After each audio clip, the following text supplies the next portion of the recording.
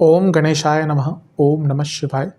मैं निखिल ज्योतिषाचार्य आप सभी का मेरे चैनल पर पुनः स्वागत करता हूं। आशा करता हूं कि आप सभी स्वस्थ होंगे। महादेव की कृपा आप सभी पर सदैव बनी रहे। ये वीडियो मेष यानी कि एरीज के लिए बहुत विशेष है, क्योंकि ये विशेष वीडियो जो है ये दो अति विशेष ग्रहों के बारे में है, देवगुरु बृहस्पति और शुक्राचार्य यानी कि शुक्र या फिर जुपिटर और वीनस। देवगुरु बृहस्पति तो मई से ही आपके तीसरे भाव यानी कि मिथुन में है और 26 जुलाई 2025 को शुक्र आपके धन स्थान को छोड़कर आपके तीसरे भाव में प्रवेश कर जाएंगे और 21 अगस्त तक यहीं पर रहेंगे।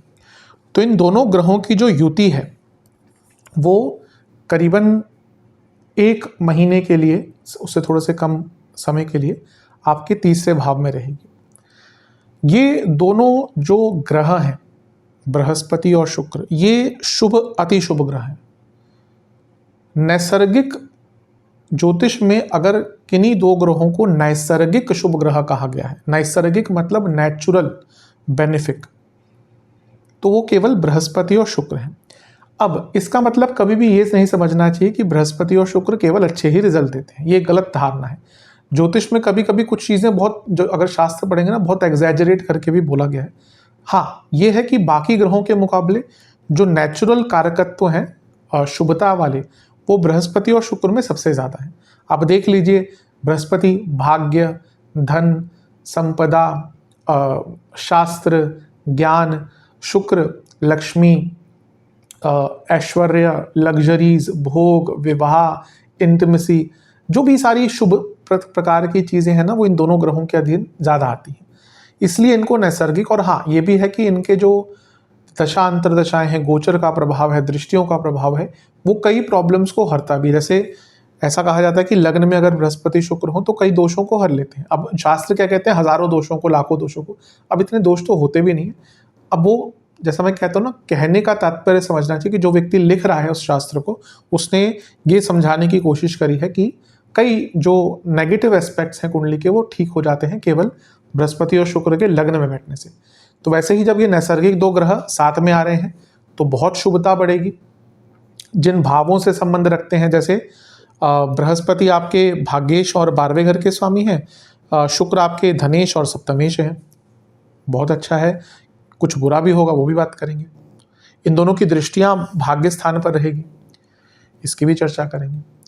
लेकिन एक चीज अवश्य है कि बृहस्पति शुक्र की बनती नहीं। बृहस्पति जहां शुक्र को अपना शत्रु मानते हैं, शुक्र नहीं मानते, शुक्र बृहस्पति को सम मानते हैं कि जो ग्रहों की नेचुरल मैत्री जो उसको कहते हैं। लेकिन वैसे देखा जाए दोनों, क्योंकि एक देवगुरु है बृहस्पति, एक दैत्य गुरु है, तो जहाँ पे ज्ञान आ जाता है ना, वहाँ पे ईगो आता ही है। आप किन्हीं भी दो ज्ञानी लोगों को साथ में बिठा दीजिए, कुछ टाइम बाद उनका तर्क होगा ही, वो झगड़ेंगे ही, वो कुछ ना कुछ बहस करेंगे ही। वो भले शास्त्रीय बहस हो, वो जैसे पहले शास्त्रार्थ होते थे, तो दो ज्ञानी लोग जब आते हैं तो शास्त्रार्थ या फिर कहिए कि थोड़ा सा मतभेद होता ही है। वैसे ही जब ये दोनों किसी एक घर में बैठते हैं तो उस घर को थोड़ा सा नेगेटिव इम्पैक्ट करते ही हैं।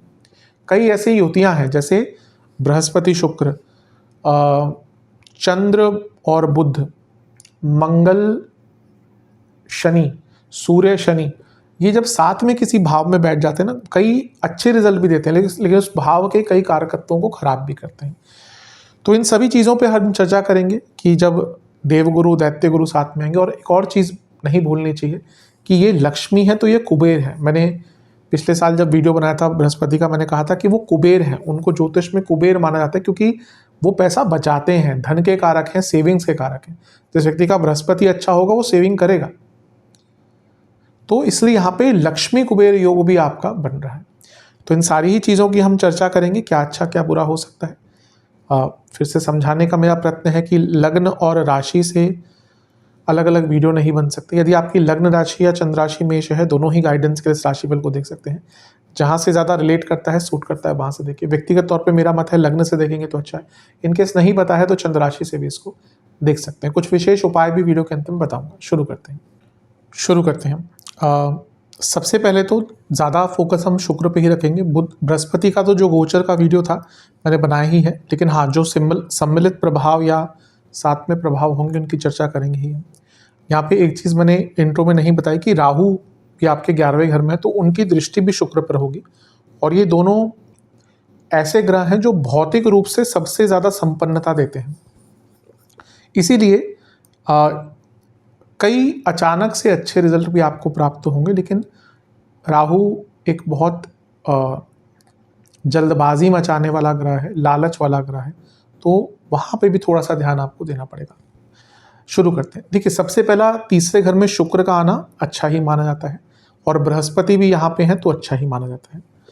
दो शुभ ग्रह आपके तीसरे घर में यानी कि पराक्रम भाव में, सबसे अच्छा क्या होगा कि आपके कार्य बनने शुरू हो जाएंगे। क्यों? क्योंकि यहाँ पराक्रम भाव में दो शुभ ग्रह हैं और ये दोनों मिलकर भाग्य स्थान को देख रहे हैं, यानी कि भाग्य, पराक्रम, बल, शौर्य इनका साथ तो है ही, इसके साथ ही बृहस्पति खुद भाग्य के कारक हैं और शुक्र खुद लक्ष्मी के कारक हैं, यानी कि और दोनों शुभता हैं। यानी कि आप देखेंगे आपके कई काम जो बहुत टाइम से अटक रहे थे, करियर के हों, बिजनेस के हों, धन के हों, उन कार्यों को करने में एक सफलता आपको प्राप्त होगी। अभी रिसेंटली शनि वक्री हुए थे 12 तारीख को, फिर बुध वक्री हुए 18 तारीख को जुलाई में। तो उनकी वक्र या उनकी वक्रता को या उनके वक्र प्रभाव को थोड़ा काउंटर ये दोनों ग्रह मिलकर करेंगे, क्योंकि ये दोनों साथ में आ गए हैं। जो इनका नेगेटिव प्रभाव साथ में आने से होगा मैं बताऊंगा, क्योंकि जिस भाव में बैठते हैं उसको थोड़ा प्रभावित करते हैं, लेकिन जो वो वक्री ग्रहों का प्रभाव है ना उसको थोड़ा सा ही कम करेंगे। और सबसे बड़ी बात है, बृहस्पति अब उनकी स्पीड बढ़ रही है, वो अतिचारी अवस्था की तरफ जा रहे हैं। तो यहाँ पे तीसरे घर में दो सबसे शुभ ग्रह, जिसमें से एक भाग्य स्थान का स्वामी यानी कि बृहस्पति और एक भाग्य के कारक भी बैठे हैं, यानी कि आप देखेंगे जीवन की जो गति है, जो रुकी रुकी सी जिंदगी थी, वो झट से चल पड़ेगी। बहुत शुभता यहाँ पे आपको प्राप्त होगी। तीसरे घर में बृहस्पति और शुक्र ये दोनों ही ना ज्ञान के कारक हैं। दोनों का ज्ञान थोड़ा अलग अलग है। जहाँ बृहस्पति को हम वेदों के ज्ञाता और हर शास्त्र के ज्ञाता मानते हैं, शुक्र भी कहीं ना कहीं शास्त्रों के ज्ञाता हैं, पर शुक्र के पास और भी कई विद्या है। जो मृत संजीवनी विद्या कही जाती है शुक्र के पास। तंत्रों के अगर कोई प्रथम, क्योंकि उन्हीं के अधीन कई तंत्रोक्त चीज़ें आती हैं, जो तंत्र प्रैक्टिशनर्स होते हैं वहाँ पे शुक्र और राहु का इम्पैक्ट होता ही है।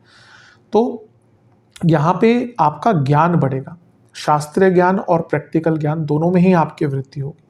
तो बहुत अच्छा ये एक रिजल्ट आपको मिलेगा। आप देखेंगे आपके अंदर एक प्रसन्नता।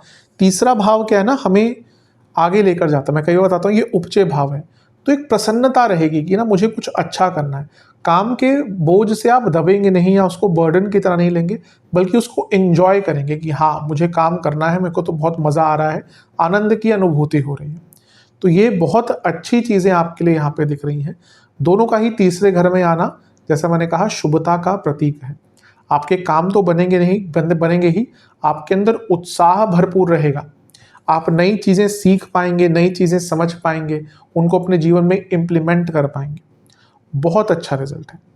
तीसरे घर में जब बृहस्पति और शुक्र आते हैं, व्यक्ति अपने प्रॉब्लम्स को कहीं ना कहीं से ढूंढकर उसका रिजल्ट, उसके सॉल्यूशन को ढूंढकर उसको सॉल्व कर लेता है। तो आप देखेंगे कई प्रॉब्लम्स के सॉल्यूशंस भी आपको यहाँ पर प्राप्त होना शुरू हो जाएंगे। दोनों के स्वामित्वों की बात करते हैं। बृहस्पति आपके 12वें घर के स्वामी हैं और नवम के स्वामी हैं। शुक्र आपके धन स्थान के स्वामी हैं और सप्तम के स्वामी हैं। अब ये योग देखिए, संयोग देखिए, सप्तम और लक्ष्मी साथ में बैठे हैं तीसरे घर में, जो सप्तम से त्रिकोण है, और यहाँ से बृहस्पति शुक्र का प्रभाव लेकर सप्तम को देख रहे हैं, और राहु भी इन दोनों को इम्पैक्ट कर रहे हैं। जो लोग बिजनेस करते हैं उनके लिए तो अत्यंत शुभ रिजल्ट है। बहुत अच्छा रिजल्ट आपको मिल सकता है। बिजनेस स्टार्ट करना हो, उसको एक्सपेंड करना हो, ये 1 महीना बहुत श्रेष्ठ है। इसके साथ ही देखें तो बृहस्पति 10वें से 12वें और लग्न से 12वें, यानी कि चेंज दिखाता है, करियर में चेंज दिखाता है। शुक्र क्या है? शुक्र अर्थ त्रिकोण के स्वामी, करियर आ गया पिक्चर में। शुक्र 10वें से 10वें के स्वामी है, प्रमोशन आ गई पिक्चर में। और राहु का प्रभाव ऑलरेडी 11वें घर में है। ये बृहस्पति 11वें घर को और सप्तम को देख रहे हैं और अब सप्तम के प्रभाव के साथ देख रहे हैं। कुछ लोगों का सडन प्रमोशन होगा, लेकिन क्योंकि नवम भाव भी एक्टिवेट हो रहा है नवमेश के कारण, बृहस्पति के कारण, तो हो सकता है आपका प्रमोशन तो हो जाए लेकिन साथ में ट्रांसफर भी होगा। तो कार्य क्षेत्र में भी इसका बहुत अच्छा रिजल्ट मिल रहा है। तो ये बृहस्पति और शुक्र की जो जोड़ी है वो काफ़ी अच्छा रिजल्ट आपको बिजनेस और कार्य क्षेत्र में देके जाएगी। तीसरे घर के शुक्र क्या है ना, वो पहला पहला प्यार है, पहले प्यार की पहली चिट्ठी साजन को दिया। तो यहाँ पे जब शुक्र आते हैं तो व्यक्ति का देखिए बाकी अब प्यार तो होता है, आज का वो टाइम है कि प्यार तो हर 2 हफ्ते में 2 महीने में लोगों को हो जाता है, लेकिन एक जो फर्स्ट एक अनुभव होता है ना कि जहाँ पे उसको इन्फैक्चुएशन कह लीजिए या फिर पहला अट्रैक्शन कह लीजिए, ये उनके लिए ऑब्वियसली कि जो बहुत यंग है, कुछ एक्सेप्शन भी होंगे, कभी कभी प्यार बहुत लेट भी होता है जीवन में। तो तीसरा घर वो पहली जो होता है ना, पहला अट्रैक्शन जो होता है, जो बहुत इनोसेंस भरा भी होता है, वो यहाँ पे दिखाता है। तो कई लोग पहला अपना एक इंटरेक्शन, अपना अट्रैक्शन किसी के प्रति फील करेंगे इस टाइम में, जो अच्छी चीज़ है। प्यार कोई बुरी चीज़ नहीं है अनटिल अनलेस कि वो आपके जीवन का आधार ही बन जाए। मैं हमेशा कहता हूँ कि प्यार मोहब्बत ये जीवन का पार्ट है, लेकिन जो लोग इसी को आधार मान लेते हैं ना, वही परेशान होते हैं। तो वो एक बहुत अच्छी चीज़ है और आपके मन में ना बहुत कुछ करने को भी आएगा नया नया। मैंने कहा ना, उत्साह बहुत अच्छा रहेगा। तो ये रिलेशनशिप के लिए भी ठीक ठाक है। पंचम से 11वें में 2 शुभ ग्रह हैं। जो लोग रिलेशनशिप में हैं उनको भी आगे बढ़ने का, अपनी चीज़ों को, अपनी प्रॉब्लम को सॉल्व करने का एक अवसर प्राप्त होगा। और क्योंकि यहाँ पे बृहस्पति सप्तम के स्वामी यानी कि शुक्र के साथ बैठे हैं और यहाँ से उनका इम्पैक्ट सप्तम पे है, तो शुक्र का भी इनडायरेक्ट इम्पैक्ट आ रहा है। तो जो लोग रिलेशनशिप में हैं और मैरिड लाइफ की तरफ बढ़ना चाहते हैं उनके लिए भी यहाँ पर बहुत अच्छा योग बन जाता है। तो ओवरऑल बृहस्पति शुक्र की ये जोड़ी है, ये आपको बहुत अच्छे रिजल्ट देके जाएगी, बहुत अच्छा लाभ देके जाएगी। स्टूडेंट्स के लिए तो अति शुभ है, क्योंकि पंचम से 11वें में इतने सारे शुभ ग्रह बैठे हैं। पंचम में केतु ऑलरेडी हैं जो थोड़ा सा विघ्न लाते हैं, लेकिन पंचम से 11वें में बृहस्पति और शुक्र, यानी कि कई अपॉर्चुनिटीज भाग्य का साथ आपको बहुत प्राप्त होगा।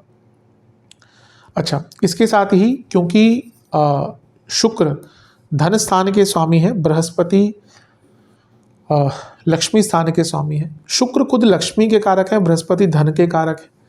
ये आपके overall income earning capacity, income improving capacity, saving capacity, हर चीज़ में वृद्धि करने वाला है। तो धन के रूप में भी ये जो गोचर है ना आपका बहुत अच्छा है।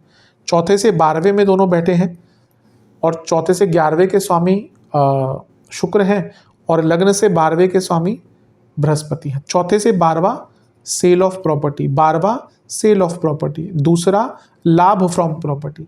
कोई प्रॉपर्टी बेचना चाहते हैं ना, इतने अच्छे रेट में आपकी प्रॉपर्टी इस टाइम में निकल सकती है कि कोई बात ही नहीं। अब देखिए, ज्योतिष का फ़ायदा ये है कि आप इस टाइम में इसको करें। अब मैंने बोल दिया कि ये टाइम अच्छा है, आप सोचे कि अपने आप ही ग्राहक आ जाएगा, नहीं। ज्योतिष कर्म प्रधान ही होता है। ज्योतिष केवल आपको ये टाइम बता सकता है कि भैया ये टाइम है, इसमें कर लो, बहुत अच्छा टाइम है। वो आप प्रयत्न करेंगे, आप सोच रहे हैं कि भाई ठीक है, मैंने तो उसको बोल दिया एक बार आएगा तो आएगा, नहीं। आपको यहाँ पे प्रयत्न ज़्यादा करना है अगर आप प्रॉपर्टी बेचना चाहते हैं तो प्रॉपर्टी बेचने के लिए भी बहुत अच्छा ये टाइम एक बन जाता है। इसके साथ ही क्योंकि बृहस्पति नवम के स्वामी है, बृहस्पति 12वें घर के स्वामी है और शुक्र कुटुंब के स्वामी है, और यहाँ से बृहस्पति शुक्र साथ में है यहाँ पे, तो एक तो सप्तम भाव क्या दिखाता है, शॉर्ट फॉरेन ट्रेवल्स। 12वां घर तो फॉरेन का संबंध है ही। तीसरा भाव भी जर्नीज दिखाता है, शॉर्ट जर्नीज। अगर आप कोई विदेश की शॉर्ट जर्नी पे जाना चाहते थे या अपने परिवार के साथ किसी शॉर्ट जर्नी पे जाना चाहते थे, उसके लिए बहुत अच्छा है।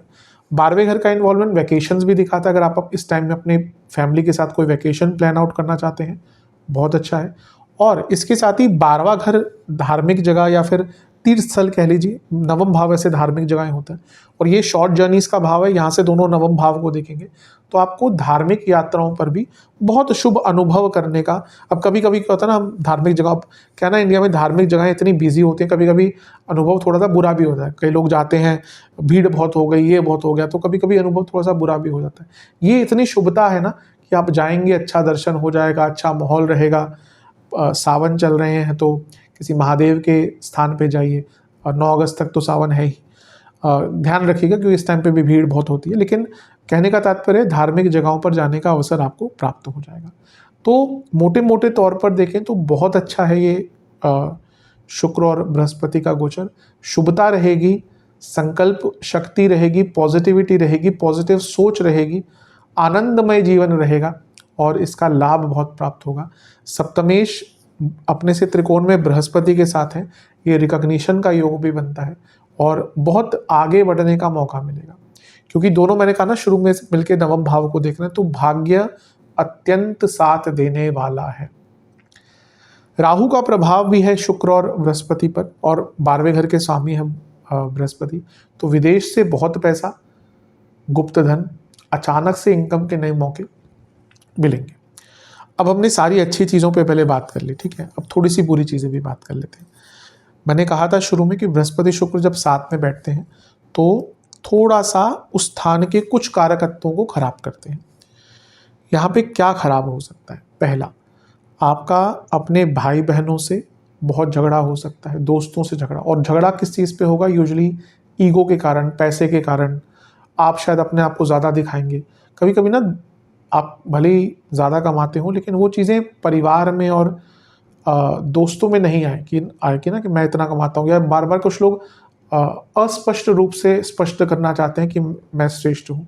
ये चीज़ें वो एक बार सुन लेंगे, 2 बार सुन लेंगे, 4 बार 5 बार, अगली बार वो आपको इग्नोर ही करेंगे। तो यहाँ पे कोई भी पैसों वाली बात अपने दोस्तों से, अपने भाई बहनों से, इवन निकटतम रिश्तेदारों से ज़्यादा ना करें।